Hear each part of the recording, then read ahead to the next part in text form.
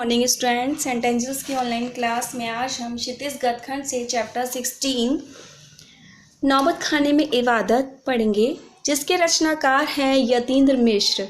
यतीन्द्र मिश्र एक आधुनिक युग के रचनाकार हैं। साहित्य और कलाओं के संवर्धन में विशेष सहयोग प्रदान करने वाले श्री यतीन्द्र मिश्र का जन्म सन 1977 में उत्तर प्रदेश के अयोध्या शहर में हुआ। उन्होंने लखनऊ विश्वविद्यालय लखनऊ से एमए की उपाधि प्राप्त की। वे सन 1999 में से एक सांस्कृतिक न्यास बिमला देवी फाउंडेशन का भी संचालन कर रहे हैं, जिसमें साहित्य और कलाओं के संवर्धन और अनुशीलन पर विशेष ध्यान दिया जाता है। उनको भारत भूषण अग्रवाल कविता सम्मान, हेमंत स्मृति कविता पुरस्कार, ऋतुराज सम्मान आदि अनेक पुरस्कारों से नवाजा जा चुका है। आजकल स्वतंत्र लेखन के साथ साथ साहित्य नामक अर्धवार्षिक पत्रिका का संपादन कर रहे हैं। उनकी कुछ रचनाएं हैं जो काव्य संग्रह में प्रकाशित हो चुकी हैं, जैसे अयोध्या तथा अन्य कविताएं, ड्योढ़ी पर आलाप, यदा कदा। इसके अतिरिक्त उन्होंने शास्त्रीय गायिका गिरिजा देवी के जीवन और संगीत साधना पर एक गिरिजा नामक पुस्तक भी लिखी है। साहित्यिक विशेषताओं में ये रचनाकार के माध्यम से समाज और संस्कृति के अनेक पहलुओं का सजीव चित्रण किया है। उन्होंने कविता, संगीत, ललित कलाओं को समाज के साथ जोड़ा है। भाषा शैली यतीन्द्र मिश्र की भाषा सरल, सहज, प्रभामयी, प्रसंगानुकूल है। उनकी रचनाओं में संवेदना एवं भावुकता का अद्भुत संगम दृष्टिगोचर होता है। उन्होंने अपनी रचनाओं को प्रभावशाली बनाने हेतु लोक प्रचलित शब्दावली के साथ साथ सूक्तिपरक वाक्यों का भी प्रयोग किया है। प्रस्तुत लेख यतीन्द्र मिश्र द्वारा रचित व्यक्ति चित्रलेख है।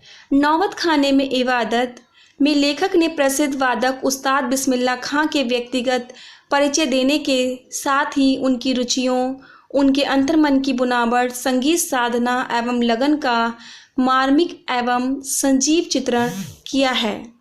उन्होंने स्पष्ट किया है कि संगीत एक आराधना है, इसका अपना विधि विधान और शास्त्र है।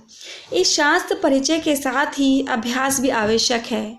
यहाँ बिस्मिल्लाह खां की लगन एवं धैर्य के माध्यम से बताया गया है कि संगीत के अभ्यास के लिए पूर्ण तन्मयता, धैर्य एवं मंथन के अलावा गुरु शिष्य परंपरा का निर्वाह भी जरूरी है। यहाँ दो संप्रदायों के एक होने की भी प्रेरणा दी गई है। देखिए अपने चैप्टर में क्या बताते हैं। सन 1916 से 1922 के आसपास की काशी, मतलब उस सन के बारे में बताया है जब उस सन में काशी की क्या स्थिति थी। काशी के बारे में बताया गया है कि पंचगंगा घाट स्थित बालीजी मंदिर की ड्योढ़ी से तात्पर्य है दहलीज। ड्योढ़ी से तात्पर्य है दहलीज। ड्योढ़ी का नौबत खाना और नौबत खाने से निकलने वाली मंगल ध्वनि।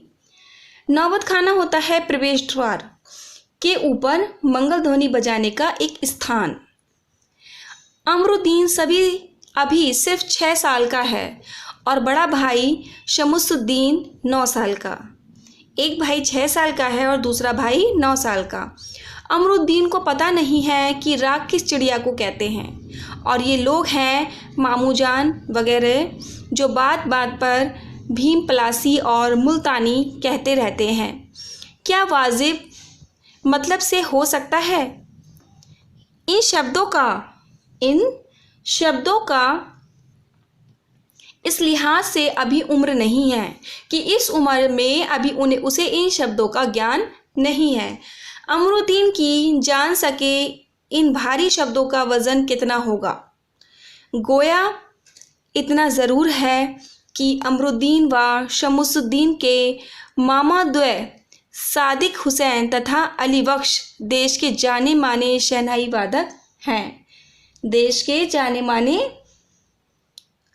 वादक हैं। विभिन्न रियासतों के दरबार में बजाने जाते रहते हैं कि वो रियासतों के दरबार में बजाने जाते रहते हैं। रोजाना मचे में बालाजी का मंदिर सबसे ऊपर आता है। रोजना मचे में बालाजी का मंदिर सबसे ऊपर आता है। हर दिन की शुरुआत वहीं ड्योढ़ी पर होती है, वहीं दहलीज पर होती है। मंदिर के विग्रहों को पता नहीं कितनी समझ है, जो रोज बदल बदल कर मुल्तानी, कल्याण, ललित और कभी भैरव रागों को सुनते रहते। मतलब रागों के बारे में बताया है कि उन्हें कितनी समझ है, जो रोज बदल बदल कर रागों को सुनते रहते हैं। ये खानदानी पेशा है अली बख्श के घर का। ये खानदानी पेशा है अली बख्श के घर का, मतलब वहाँ पर ये चीज़ें, ये संगीत होता रहता है, उन्हें इसका ज्ञान है। उनके अब्बाजान भी यहीं ड्योढ़ी पर शहनाई बजाते रहते हैं। अमरुद्दीन का जन्म डुमराव बिहार के एक संगीत प्रेमी परिवार में हुआ है।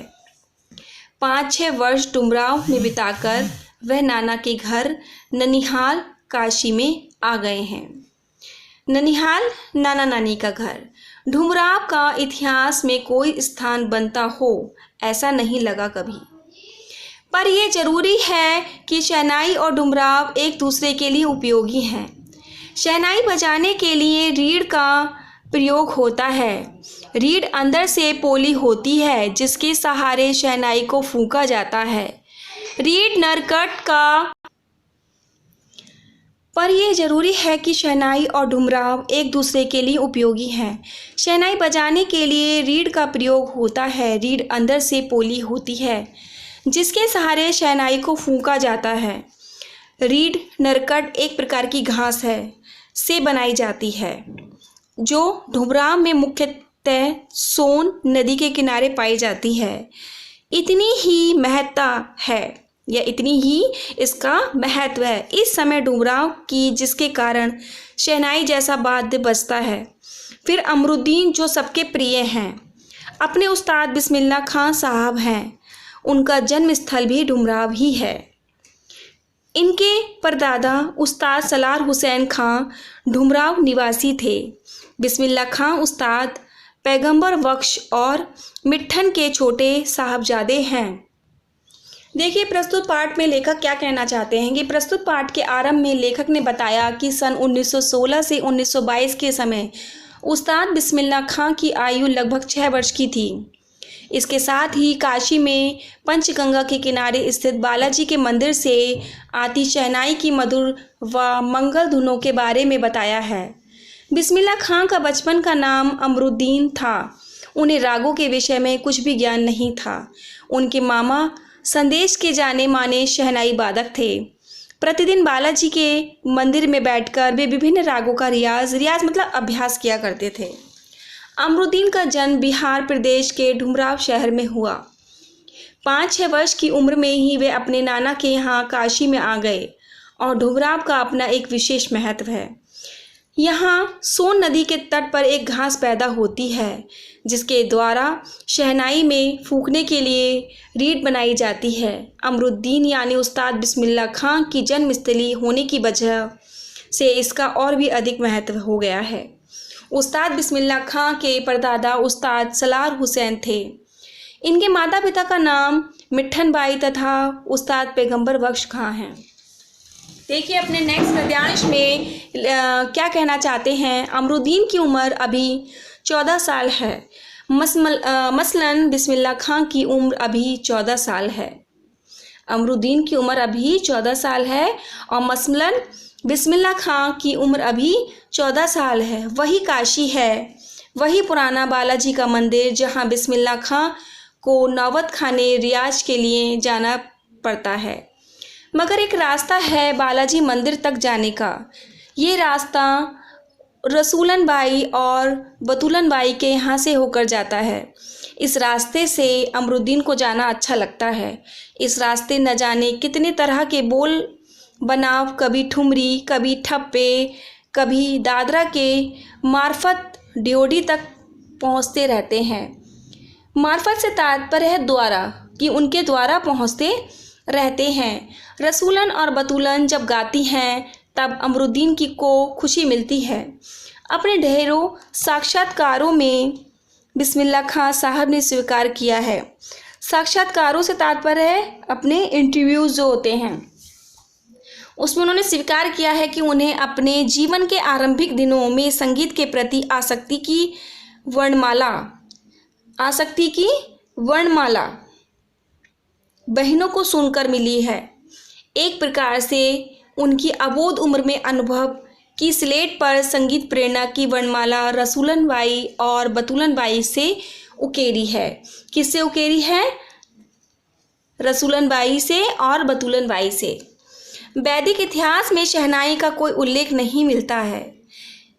इसे संगीत शास्त्रांगत सुशिर वाद्यों में गिना जाता है। अरब देश में फूंक कर बजाए जाने वाले वाद्य जिसमें नाड़ी, नरकट या रीढ़ होती है और नए बोलते हैं, शहनाई के शाहनय अर्थात सुशिर वाद्यों में शाह की उपाधि दी गई है। 16वीं शताब्दी के उत्तरार्ध में तानसेन के द्वारा रची वंदिश जो संगीत राग कल्पद्रुम से प्राप्त होती है, में शहनाई, मुरली वंशी, श्रृंगी एवं मूर्छंग आदि का वर्णन आया है। अवधी पारंपरिक लोकगीतों एवं चैती में शहनाई का उल्लेख बार बार मिलता है। मंगल का परिवेश प्रतिष्ठित करने वाला ये वाद्य इन जगहों पर मांगलिक विधि विधानों के अवसर पर ही प्रयुक्त होता है। दक्षिणी भारत के मंगल वाद्य नागस्वरम की तरह शहनाई प्रभाती की मंगल ध्वनि का संपूरक है। प्रस्तुत गद्यांश में लेखक बता रहा है कि जब बिस्मिल्लाह खां की आयु 14 वर्ष की थी तो उन्हें काशी पंचगंगा नदी के किनारे स्थित प्राचीन बालाजी के मंदिर के नौबत खाने में रियाज के लिए जाना पड़ता था। बिस्मिल्लाह खां उस रास्ते से जाते थे जहां रसूलन बाई तथा बतूलन बाई नामक 2 गायिका बनी बहनें रहती थीं। उस रास्ते में जाते समय उन्हें कई तरह की संगीत और गायन की विधाएं सुनने को मिलती थीं।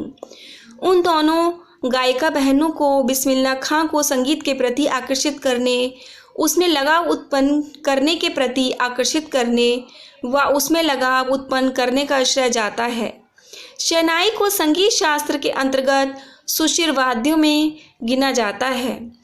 अरब देशों में इस तरह के वाद्य यंत्रों को नय कहा जाता है। 16वीं शताब्दी के उत्तरार्ध में तानसेन की पुस्तकों में शहनाई, मुरली आदि का उल्लेख मिलता है। अवधी में रचित लोकगीतों आदि में भी शहनाई का वर्णन मिलता है।